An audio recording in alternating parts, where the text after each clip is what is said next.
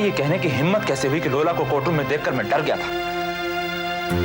मैंने उसके खिलाफ बयान इसलिए नहीं दिया क्योंकि मेरा कॉन्फिडेंस खत्म हो गया था। मैंने सिर्फ इतना कहा है राहुल कि तुमने कोर्ट में पूरी सच्चाई क्यों नहीं कही? अरे कैसे बोलता? एन वक्त दिलीप राजशंकर को हार्ट अटैक हो गया और कुछ मिनटों के बाद उनकी डेथ हो गई।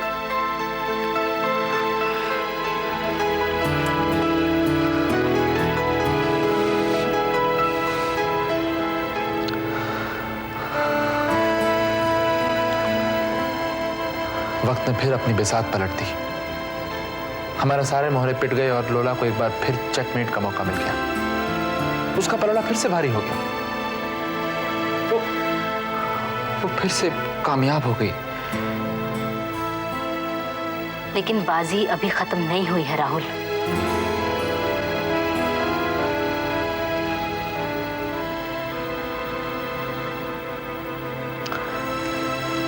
मैंने उस दिन गुड्डी की आंखों में देखा तो मुझे कितने भाव नजर आ रहे थे। गुस्सा, शिकायत। पता नहीं गुड्डी मुझे कभी माफ कर पाएगी या नहीं। धीरज रखो राहुल। खून के रिश्तों में दरार पड़ सकती है लेकिन वो टूट नहीं सकते। नहीं नताशा, खून के रिश्ते शीशे से भी ज्यादा नाजुक होते हैं। जुड़ जाने के बाद भी इन पर से निशान नहीं जाते।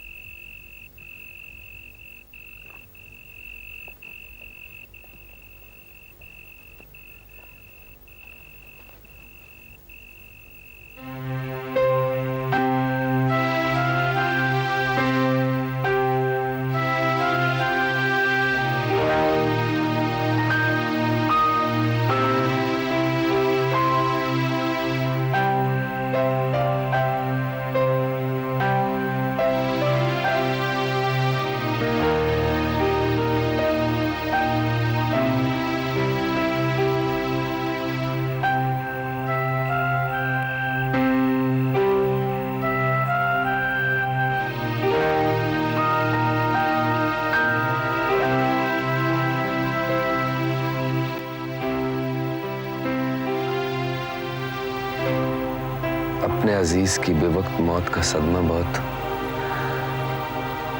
गहरा होता है बाबा। मैंने जब अब्बा के इंतकाल की खबर सुनी थी तो मेरा भी यही हाल हो गया था। मगर बाबा, वक्त सारे जख्मों को भर देता है।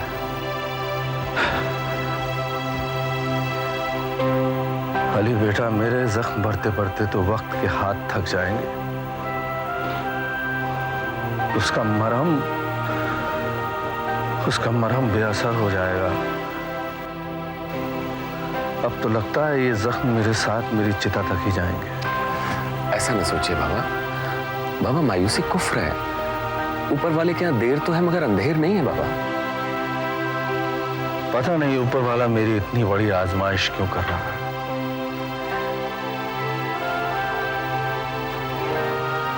बाबा, अम्मा कहा करती थी कि अल्लाह अपने नेक बंदों को ही आजमाइश में डालता है ताकि उनके किरदार की मजबूती का इम्तिहान ले सके। पता नहीं उसके इम्तिहान का वफा कभी खत्म होगा या नहीं, या छुट्टी देना उसके दस्तूर में ही नहीं। बाबा, आपने सुना नहीं, उसको छुट्टी न मिली जिसको सबक याद हुआ।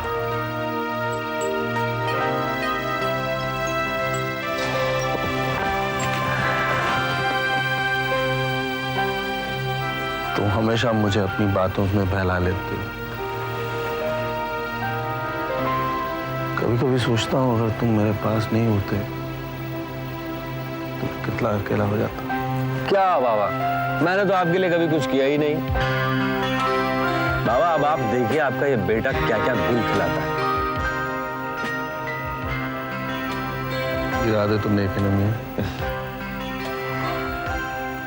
बाबा जो काम दिलीप चाचा अधूरा छोड़ कर गए हैं उसी को पूरा करने के लिए समय मेरा है।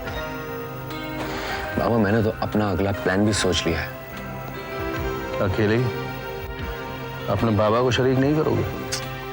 बाबा आपने ऐसा सोच कैसे लिया? आपके आशीर्वाद के बगैर मैंने कभी कोई काम किया है? क्या प्लान बताओ? बाबा मैंने लोला इंटरनेशनल में नौकरी करने की सोची है। ये क्या कह रहे हो अली? अली वो बहुत खतरनाक जगह है। अव्वल तो तुम्हें वहां नौकरी मिलेगी नहीं, क्योंकि हो सकता है लोला तुम्हें पहचान ले। लेकिन किसी तरह अगर तुमने नौकरी हासिल कर भी ली तो तुम कुछ नहीं कर पाओगे, क्योंकि लोला ने अपना जाल बहुत चालाकी से बिछाया है और तुम एक बेबस परिंदे की तरह उसमें फंस जाओ। अली बेटा अपना इरादा बदल दो, मैं तुम्हें खोना नहीं चाहता। बाबा आप तो खामखा डर रहे हैं। देखो दूध का जलाऊं ना, इसलिए छाछ भी फूंक फूंक कर पीता हूं। बाबा आपने नहले पे दहले वाली कहावत तो सुनी होगी ना। मैं लोला की मक्कारी का जवाब मक्कारी से देना चाहता हूं, बल्कि महामक्कारी से देना चाहता हूं।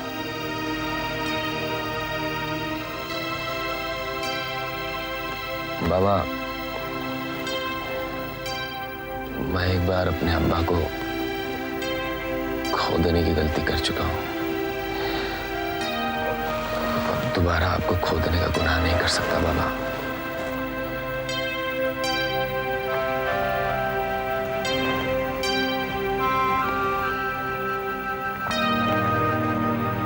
ठीक है अगर तुमने इरादा कर ही लिया है, लेकिन तुम वहां तक पहुंचोगे कैसे?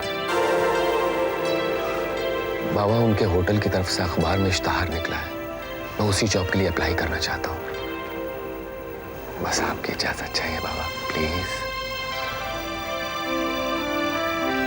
मेरी सलाह में तुम एक बार मोहन सिंह से मिल लो, उसकी राय के बाद ही तुम फैसला करना। शुक्रिया बाबा, शुक्रिया। आपने अपनी खिदमत का मौका दिया बाबा, बहुत बहुत शुक्रिया बाबा, बहुत बहुत शुक्रिया।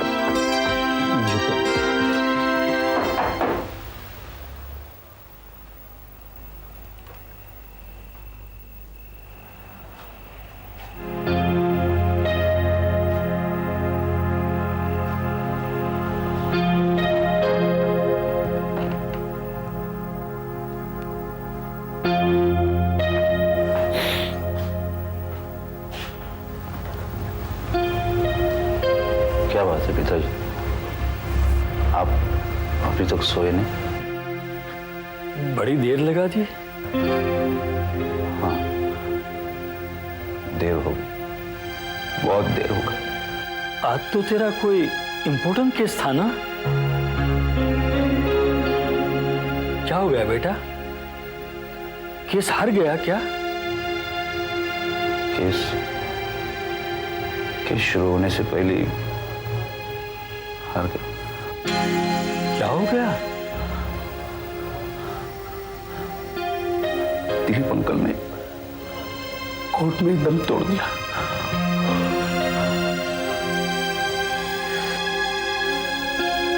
क्यों जान मार रहे हो अपनी? जिन बीमारियों के साथ मैं जी रहा हूं, लगता है वक्त बहुत थोड़ा है बेटे, वक्त बहुत थोड़ा है।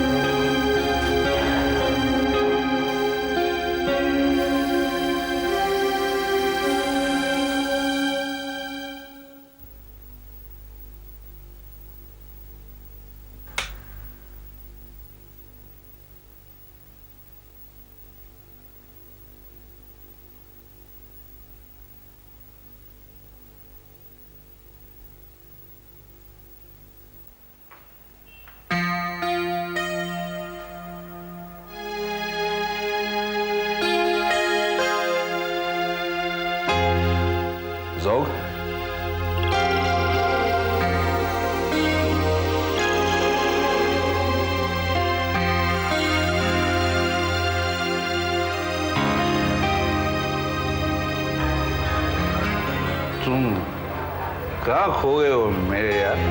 हैं? कहाँ खो गए हो? मैं जानता हूँ कि मैंने तुम्हें मारा। मेरे किरदार की एक कमजोरी ने गुनाहों की खाई में मुझे ढकेल दिया, जहां पे तुम ससक कर अपना दम तोड़ रहे हो, और मैं एक लाचार और बेबस की तरह तुम्हें तड़पता हुआ देख रहा। जोग, तू मुझे इस जिल्लत भरी मौत से बचा सकता था अगर तू अपनी पहली ही गलती की सजा का सामना कर लेता। लेकिन दोस्त मेरा करियर बर्बाद हो जाता। मेरे दोस्त, मेरा करियर बर्बाद हो जाता। लोला वो मुझे जेल की सलाखों के पीछे डाल दिया, और उसके बाद अगर मैं किसी के पास नौकरी मांगने जाता तो मुझसे पहले मेरी बदनामी वहां पहुंच जाती। इसलिए तू डर गया? इसके लिए नहीं डरा दोस्त, मैं अपने लिए नहीं डरा। मैं डरा अपने पिताजी के लिए, अपने पिताजी के लिए। मेरे गुनाहों की सजा मैं उन्हें कैसे देता, जबकि पहले ही उनकी बेटी सुषमा के हाथों वो दर्द की जहन्नुम से गुजर चुके।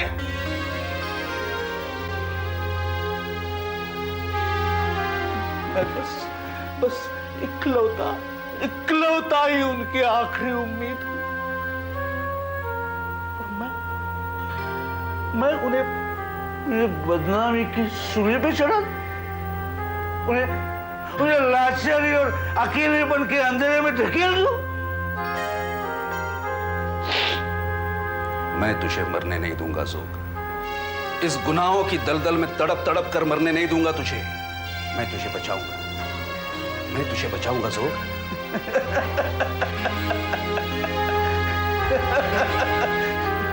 तू क्या मुझे बचाएगा मेरे दोस्त?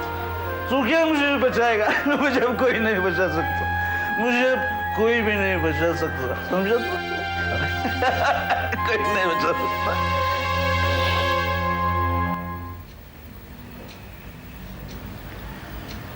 अजीब पलटा खाया है किस्मत ने भी, पता नहीं ऊपर वाली क्या मर्जी। दिलीप भाई की मौत से शाह जी को बहुत धक्का लगा होगा। मेरे होते हुए बाबा को कुछ नहीं होगा मोहन चाचा। यही वक्त है जब हम सबको मिलकर सोचना है कि दिलीप राज जी जो काम अधूरा छोड़कर गए हैं उसे पूरा कैसे किया जाए। मेरी तो अक्ल ही काम नहीं करती, तू ही कुछ सोच। शाह जी को उनका हक मिल जाए, बस तभी मुझे चैन मिलेगा।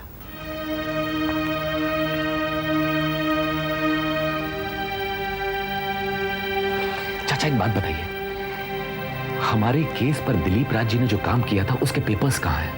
वो तो प्रिया बिटिया के पास हैं, लेकिन उनसे हमें कोई खास मदद नहीं मिलेगी। लोला के खिलाफ सबूत तो लोला के पास से ही मिलेंगे।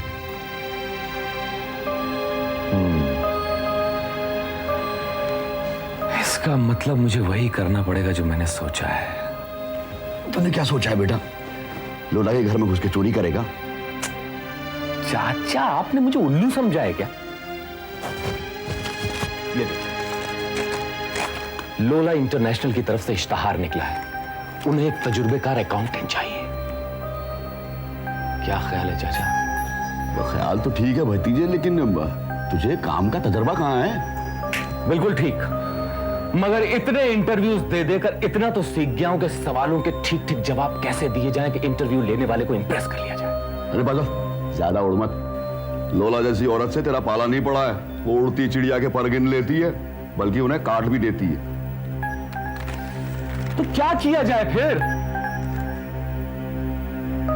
हाँ, अरे मेरा एक दोस्त है, उसकी फर्म है चार्टर्ड अकाउंट की, वहीं से तेरे को नकली सर्टिफिकेट दिलवा देता हूँ। तौबा करो चाचा, तौबा करो। अरे झूठा सर्टिफिकेट दोगे मुझे? क्यों? झूठ को झूठ से मारना और मक्कार को मक्कारी से हराना बिल्कुल जायज है।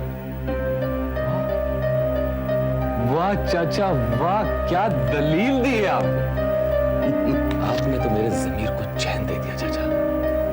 मगर भतीजे तो अंदर पहुंचकर करेगा क्या? देखते जाइए चाचा, आगे आगे होता है क्या। तुमने अकाउंट्स हिस्ट्री से पहले किया था कि बाद में? बाद में किया। I see. Thank you very much Namrata, we'll let you no.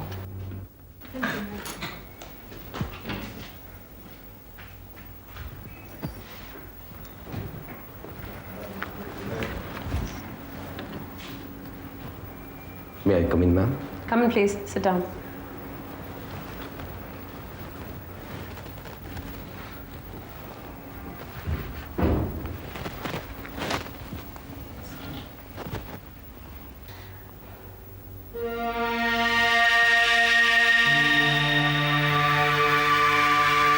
Have we met before?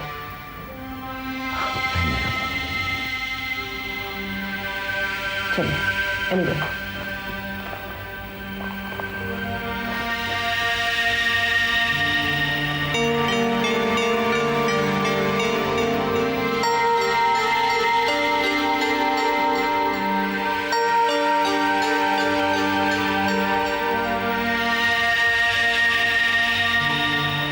Mister Ali, according to this biodata, आपने 5 साल महादेव फाइनेंस कॉर्पोरेशन में काम किया है?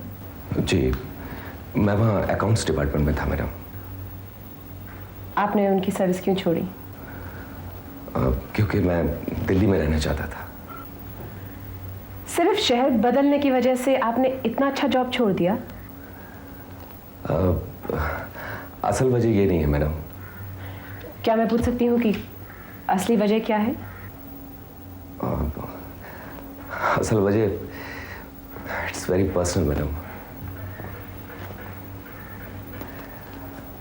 एक्चुअली मेरे फादर के अलावा दुनिया में मेरा और कोई नहीं था, तो उनकी डेथ के बाद मेरे लिए बॉम्बे में रहना बहुत मुश्किल हो गया था।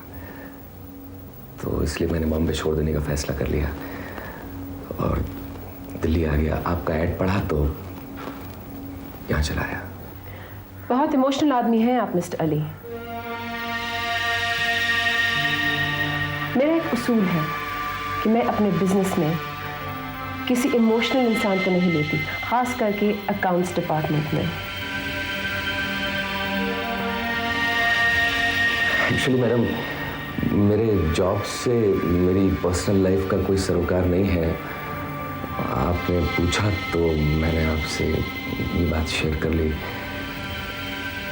मेरी रिक्वेस्ट है कि अगर आप मेरी स्किल्स और मेरे एक्सपीरियंस से सेटिस्फाई नहीं है तो मुझे जॉब कतई ना दें।